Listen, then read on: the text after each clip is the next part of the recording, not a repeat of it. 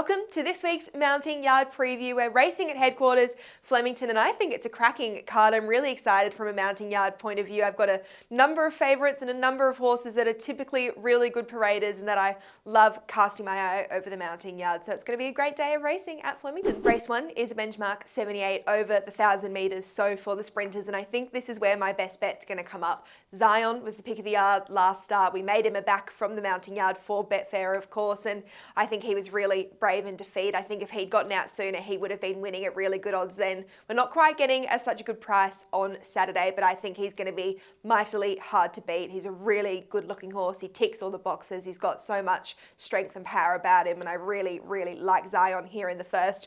Rain Lord, he's only second up, but he's a horse that I always like from the Mounting Yard. He's a bit smaller in size, but he's typically pretty easy to get fit and a nice type overall. Race 2 over the 1,400 metres for the 2-year-olds, and this is where the big spruik horse of Flemington is coming up, and that is Stapati. We know they've knocked back a huge offer from Hong Kong, upwards of $1.5 million. So clearly they have a bit of an opinion of this horse, looking to make it 3 wins from 3 career starts. And I've only seen him last start in the Mounting Yard, and he certainly has a little bit to learn. He was a little bit new to it all. He walked around with the 2 strappers. He was a little bit worked up, but certainly not over the top by any means. He wasn't getting warm either, so just a little bit jittery, but that's to be expected with these younger gallopers. And on type, he's a really nice, scopy, athletic type. He's got good size about him, so I think the rising distance is really going to suit. And here, third up, he's going to be hard fit as well. Race 3 is a staying event over the 2,500 metres, and there's only 2 horses I wanted to point out here,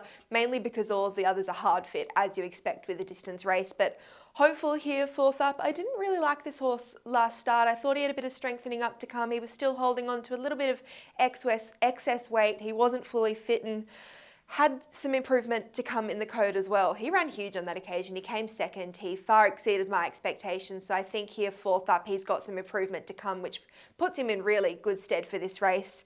Shayahar, not sure if I'm saying that correctly, but he's the really intriguing runner for mine. He's a lovely, big, strong horse. He's got plenty of upside about him, and I just love the size, and he has a real presence about him in the Mounting Yard as well. And we know how impressive he was last start when he won, and despite winning, he had lots of improvement to come as well. He was another one who was carrying a fair bit of weight about him. So I think the fact that he won with that much improvement to come as well is really exciting. Race 5, a benchmark 90 for the fillies and mares, and Party for One looking to make it 3 wins in a row. And I mentioned this last time when we were doing the preview for this girl. I absolutely love the mental and physical improvements she's made throughout this preparation. She was a little bit hot. She was a bit immature physically. She had a lot of strengthening up and fitness improvement to come earlier on, but her last 3 parades have been in tip-top order. She's deep into her preparation now, so the key thing I'm going to be looking for with Party for One on Saturday is that she isn't tapering off, because she might be nearing her end of prep. So I think the key thing to her is going to be seeing that she's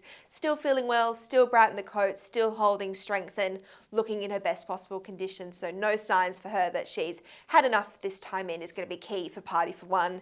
Chandon Berge, looking to see improvement from this galloper. She was quite big in condition first up, and she was getting a little bit warm as well, so she had plenty of improvement to come. Typhoon Titmus, another one, she was quite toey, and another one who had fitness improvement to come last start. And so they're 2 gallopers in particular that have significant improvement, and she's pretty rich. Don't be concerned at all if you see her toey in the Mounting Yard. She likes to get a bit excited. Race 6 over the 1,400 metres, and Monarch of Egypt for me is the question mark runner in this field. I've seen him his 4 most recent parades, and his 2 most recent, he's been really relaxed and settled and conserving all of his energy pre-race. And the 2 parades prior to that, so 4 starts ago and 3 starts ago, he was really warm, he was really worked up, but he also ran well parading like this. So I have no idea how he's going to be presented on Saturday. It's going to be really intriguing, but I think either way, I've seen him perform well, relaxed or hot and bothered. So interesting runner for mine in the Mounting Yard, Monarch of Egypt, whereas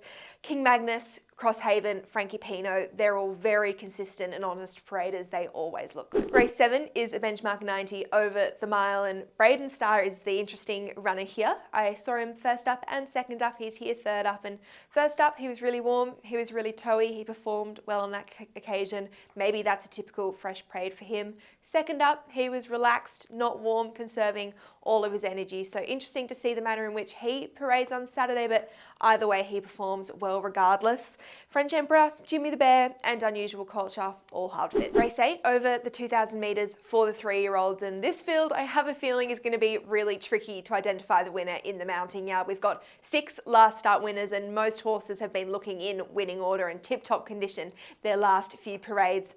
Art Zeno is the question mark for mine here. I saw him first up, and he was really quite above himself. He had 2 strappers, he was quite toey. He did run well, but my question mark is because of the rise 400 metres in distance.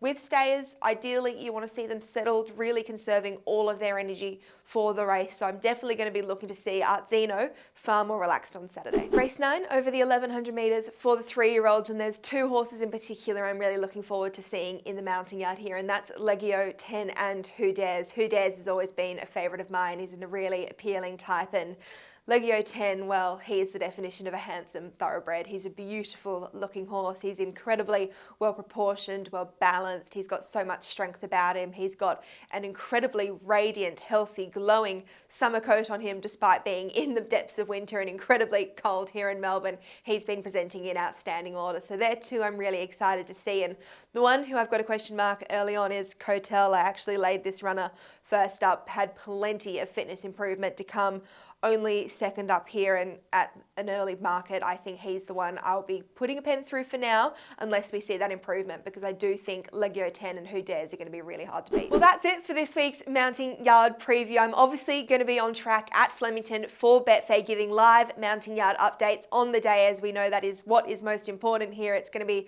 crucial as well with a lot of very open, even fields. So make sure you're staying tuned to Betfair's social media and mine as well to stay up to date with the mounting yard. What's gambling really costing you? For free and confidential support, call the number on the screen or visit the website.